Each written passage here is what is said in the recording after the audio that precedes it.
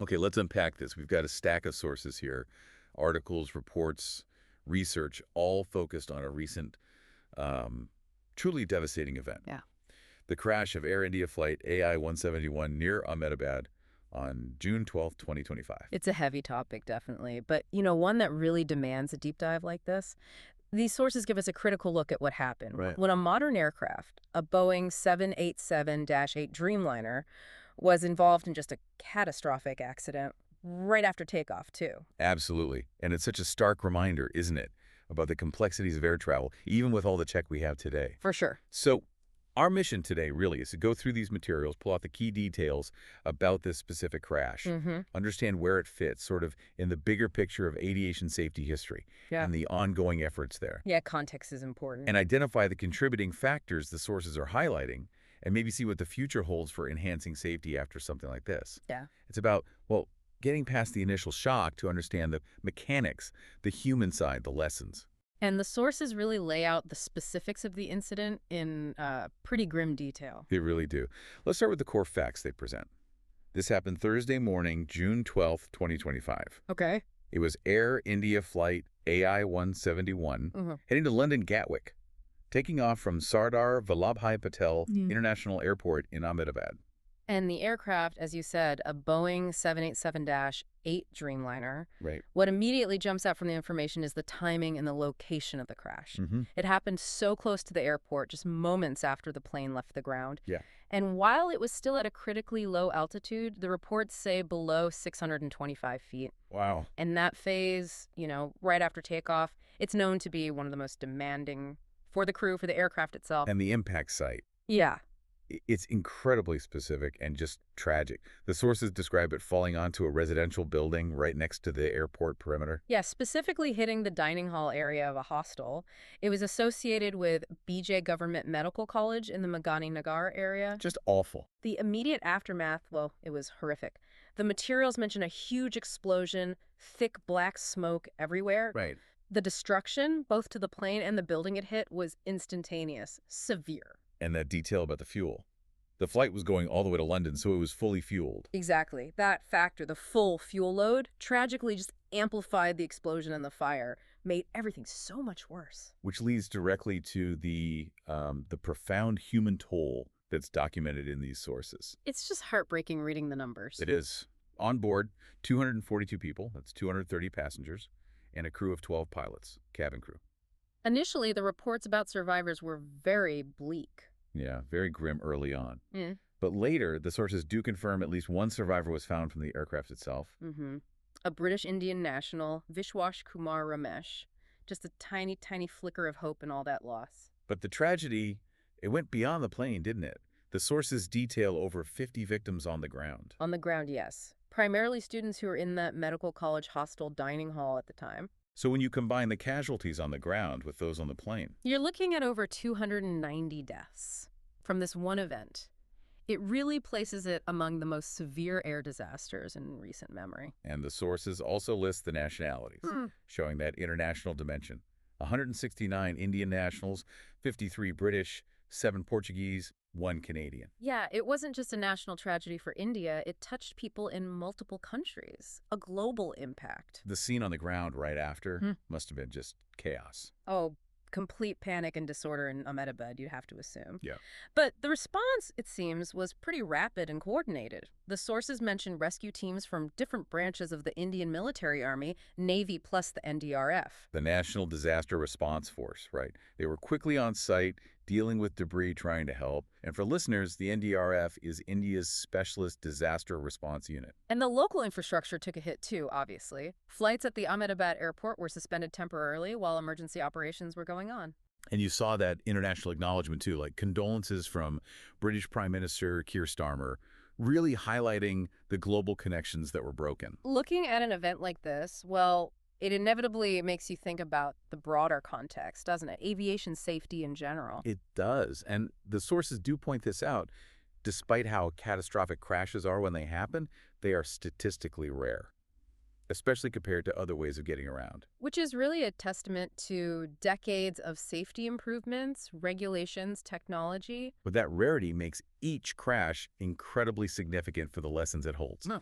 And you mentioned the critical phase of flight earlier. Yep, takeoff and landing. Exactly. The sources reinforce that most accidents happen during those phases. That's right. That's when the aircraft is under the most stress, requires the most complex coordination from the crew. The margins for error are just thinner. Yeah. And this Ahmedabad crash happened right in that critical takeoff phase. And that's where all those layers of safety rules come in. The sources mention the role of regulatory bodies. Like the ICAO, the International Civil Aviation Organization, that's the UN body setting global standards. Right. And national bodies, too, like the FAA in the U.S., whose standards often influence things globally. They set the rules of the air. Setting the rules is one thing.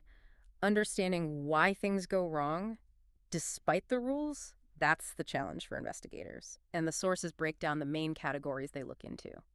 The first one, often the most talked about maybe, is human error. It is, and it's complex. It's not just about a pilot making a mistake, though that can be part of it. It could be air traffic control, ground crew communication issues, maintenance errors. The sources are clear. You know, even with amazing training and automation in the cockpit, the human element is still vital.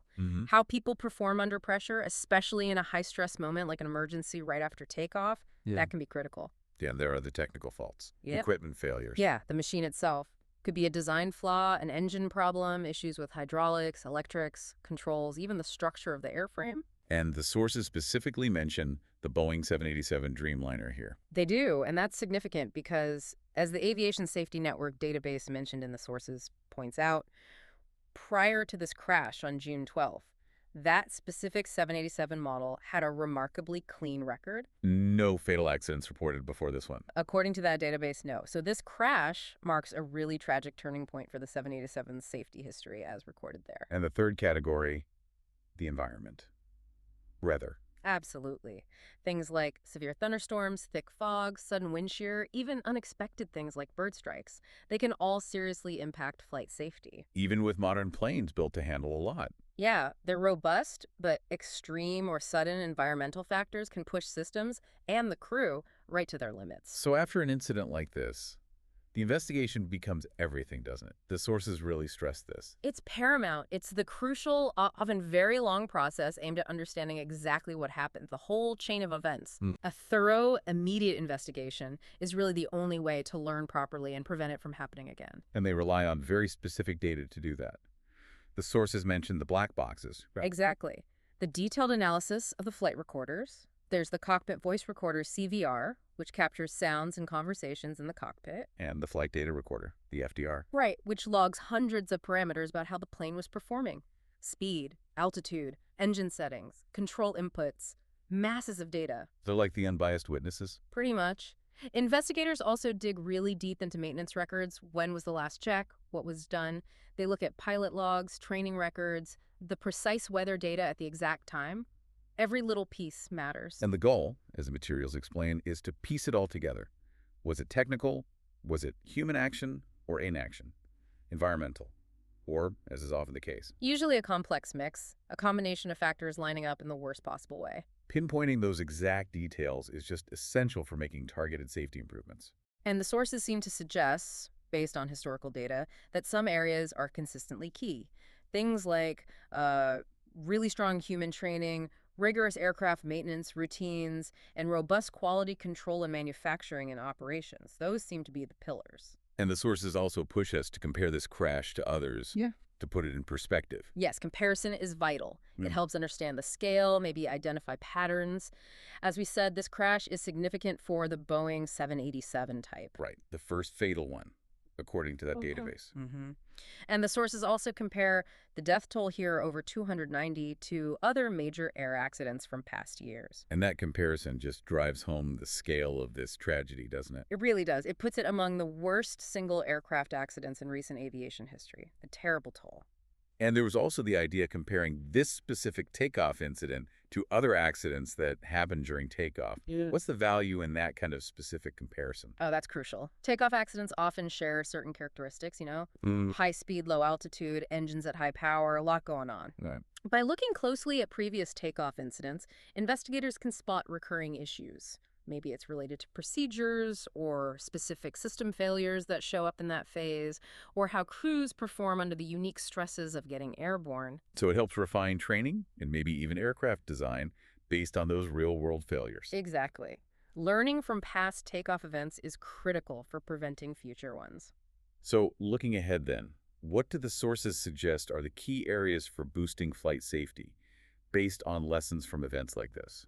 Well, the materials point to several things. One is definitely continued investment in better monitoring and control systems on the aircraft themselves. Like more sophisticated sensors. Yeah, sensors, software, things that can detect potential problems earlier, maybe even automatically intervene or help the crew manage them before they escalate. And crucially, focusing on advanced training for pilots and crew. That came up earlier too. Absolutely vital. Training can't stand still.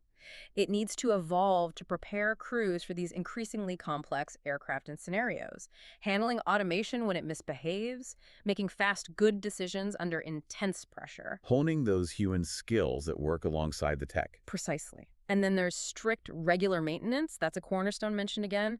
No cutting corners, meticulous upkeep based on the highest international standards. Can't be complacent there. Never. And finally, the sources really highlight international cooperation, sharing information. Because aviation is so global. Exactly. Airlines, manufacturers, regulators all over the world need to share data, best practices, the hard lessons learned from every single incident. That's how you raise the safety bar collectively, for everyone. Because the impact of these disasters ripples out so far beyond the crash site itself. Oh, definitely. The sources point out the hit to public confidence. In the airline, maybe in air travel generally. Which can affect passenger numbers, tourism, even economies. Right. And then there's the immense psychological and social burden on the families of the victims, on the communities affected. That requires long-term support. It doesn't just go away. So this tragedy in Ahmedabad, it's just a powerful, painful reminder, isn't it? That aviation safety is this complex, dynamic thing. It really is a constant interplay between cutting-edge tech, human skill, and yes, human limitations, and those unpredictable environmental factors. And it absolutely demands that comprehensive investigation into every single factor, no matter how small it seems at first. It just underscores the continuous, relentless effort needed from everyone involved. International bodies, airlines, manufacturers. Everyone has to keep pushing to uphold and improve safety standards. Every incident, tragic as it is, every finding contributes to that collective knowledge pool.